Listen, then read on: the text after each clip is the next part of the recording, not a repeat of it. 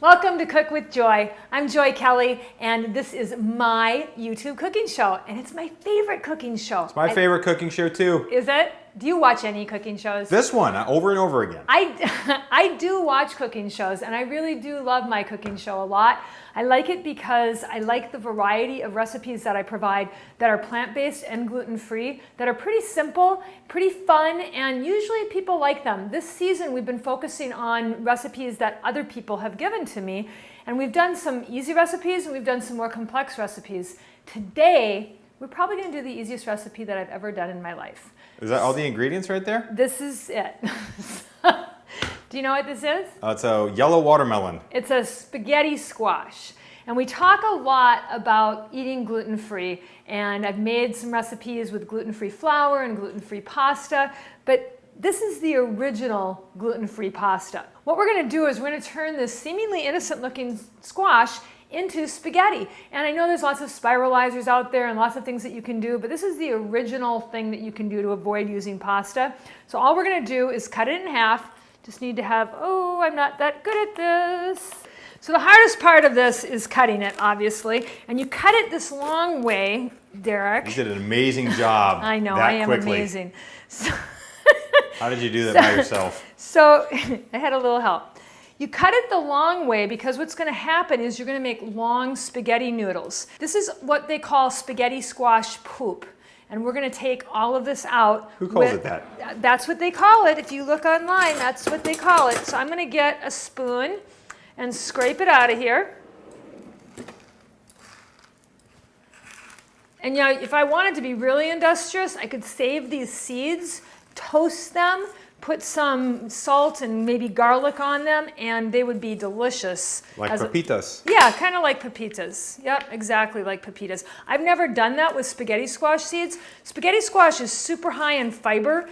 For example, if you have a cup of spaghetti and a cup of spaghetti squash, they have the same amount of fiber, but the spaghetti has 220 calories, whereas the spaghetti squash only has 42. Now I know, Derek, that you like to eat a lot more than that because of your triathlon activities.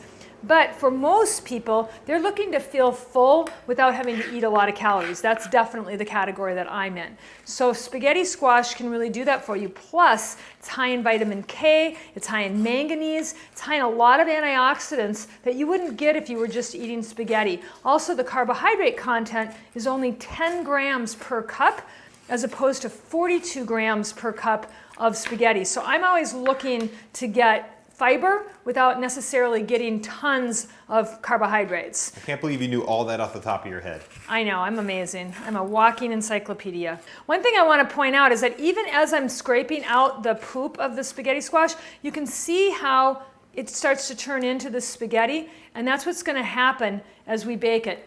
And we're going to use parchment paper. Once again, Whole Foods, put a serrated edge on these things. Anyway, because I'm using parchment paper, I'm going to use this garlic mushroom olive oil just for a little bit added flavor. Just a very tiny little bit on both of those. And wipe all the oil off my hands. And then I'm going to put a little bit of salt and a little bit of pepper. And you know, some people say to turn them upside down and some people say you don't have to. So let's do, for an experiment, let's do one upside down and one not upside down. We're going to put them in the oven at 350 to 375 for about 30 to 40 minutes. Okay, let's see how it turns out. All right, so about 30 minutes, maybe a little bit longer.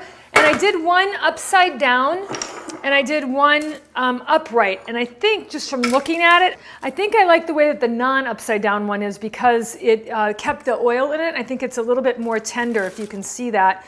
Now what you do, you probably want to let it cool a little bit, but all you're going to do is you're going to take a fork, and you see how that turns into spaghetti?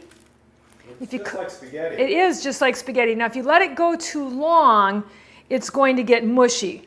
But see how when I put it into the bowl, it's exactly like spaghetti. And then you can top it, like a lot of little kids like this just topped with some kind of vegan butter. But you could put a marinara sauce on it. You could get all fancy and do a whole mushroom thing like I've done in the past.